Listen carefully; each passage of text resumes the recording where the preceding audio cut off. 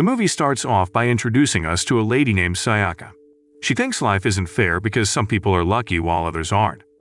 Sayaka always sees herself as the unluckiest since she doesn't have family around anymore. Her dad passed away and her mom remarried and is living happily with her new family. Adding to that, Sayaka often faces problems at her job as a real estate agent. She finds life pretty dull because she feels alone. She's never had friends or boyfriends, and she mainly eats fast food since she's not great at cooking.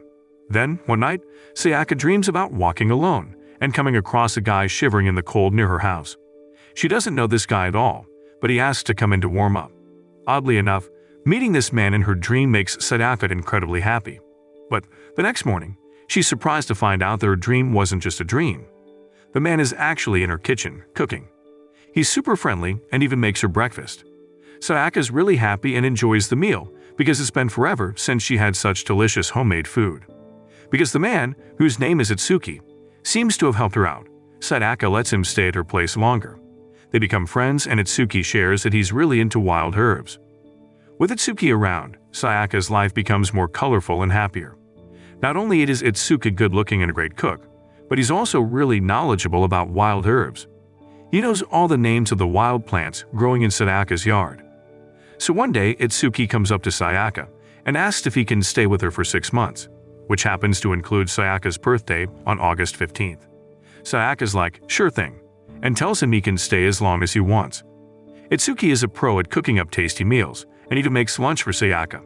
After meeting Itsuki, Sayaka starts to feel more excited about life and enjoys her days a whole lot more. They get along really well, even though they're just roomies. Itsuki works part-time at a convenience store during the night so he can whip up breakfast and lunch for Sayaka before she heads to her job. One day, Sayaka has a tough time at work, and her boss gives her a talking to. But when she gets back home, Itsuki's there to cheer her up and give her a pep talk, so she can forget about work problems. On their days off, Itsuki surprises Sayaka with a bike, so they can go on rides and explore cool places. Sayaka notices that Itsuki owns some fancy stuff, but she doesn't really ask about it. Not her business, you know?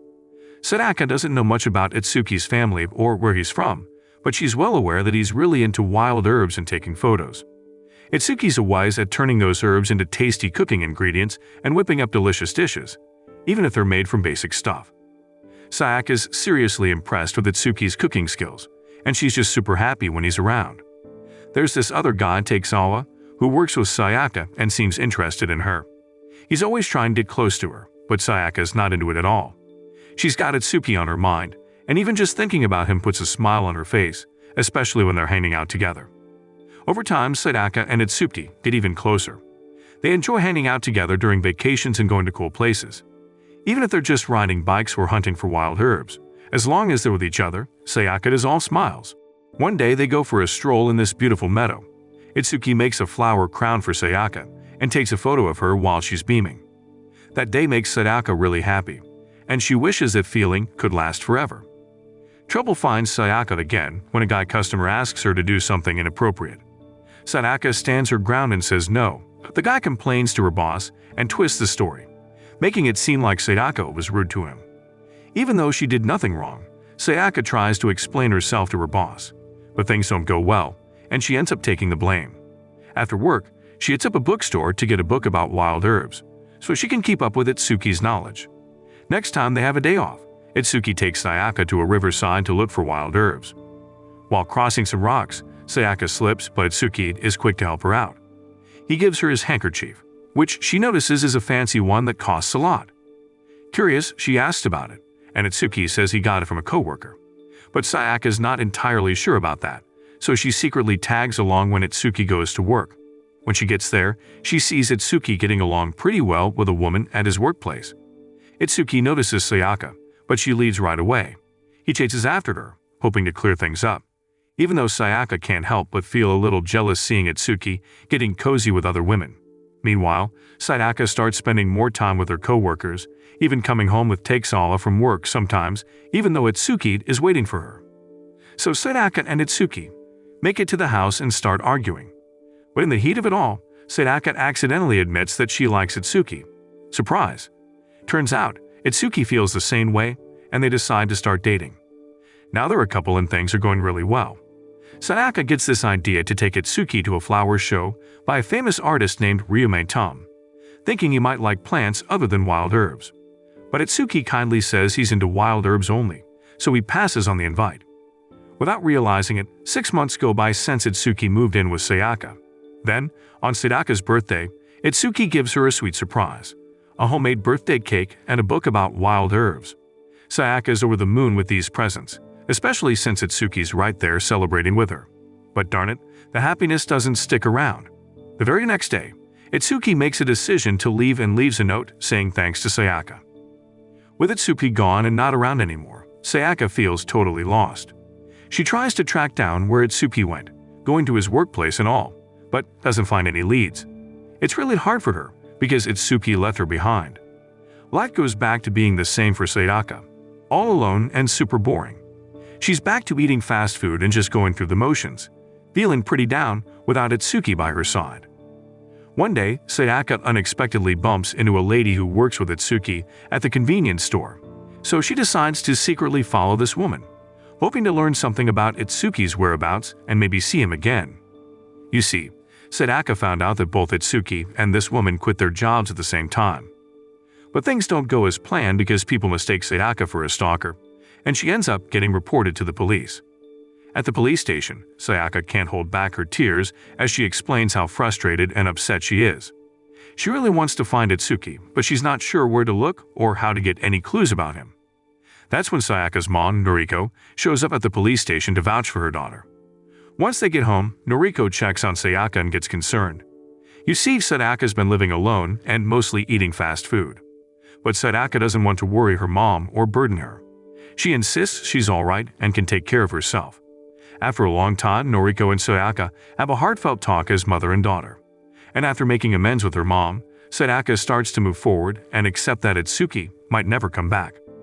But truth be told, Sayaka never stops loving Itsuki.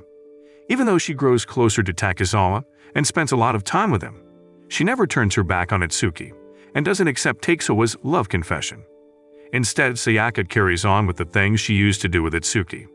She visits fun places, learns about wild herbs, collects them, and cooks them, just like Itsuki taught her. With time, Sayaka slowly heals on her own, cherishing the memories of the times with Itsuki that brought her so much happiness, even in the simplest of moments. A whole year passed since Itsuki left Sayaka. Then, right on his birthday, Sayaka gets a package from him. It's a book about wild herbs, and it's actually written by Itsuki himself. This book gives Sayaka a big clue about how to find him, because there's an address on the envelope. Turns out, Itsuki's published a book about wild herbs and he's going to do a press conference at a famous hotel. So with these new hints, Sayaka goes on a mission to track down Itsuki. She sneaks into the hotel where the press conference is happening, and finally, after all this time, she lays eyes on Itsuki again. He's up on stage giving his talk when Sayaka squeezes through the crowd. Turns out, Itsuki's the son of Ryume Tom, this super famous Ekbana artist. No wonder he said no to going with Sayaka to the Ryume Tom flower exhibition. Turns out the guy's her dad. During his speech, Itsuki shares that yeah, he's from a rich family and all that, but he realized being the rich kid wasn't what he wanted. So he decided to leave home and find his own way. 'Cause he's crazy about wild herbs, he went off on this journey to study all sorts of them. He actually wrote a whole book about them. Sayaka leaves the place while Itsuki's still talking on stage. She's starting to get why they're from such different worlds and why it might be wrong for her to keep hoping Itsuki will come back to her. In her own thoughts, Sayaka admits she might never forget Itsuki, thinking about how he loved wild herbs, how he cooked up tasty stuff for her, and all the fun times they had exploring cool places. So Sayaka gets back home, and whoa, she's totally surprised, cause there's Itsuki standing right there, just like when they first met. Itsuki goes on to explain why he left her and what went on. He needed to figure out his own path in life. See, when he was with Sayaka, things felt super perfect. He felt like he found a missing piece of himself in her. But then he realized he had another part of himself to find, so he had to leave. After he went off, found his own way, and reunited the missing pieces of himself, Itsuki made up his mind to come back to the lady who made his life so great, and that's Sayaka. He tells her all this, and he proposes to her. They become an official couple. So after tying the knot, Sayaka keeps working in an office, while Itsuki chases his passion for taking pictures and wild herbs. They make each other's lives even better and live happily ever after. So the moral of the story is, don't let jealousy or fear of being alone hold you back from pursuing happiness.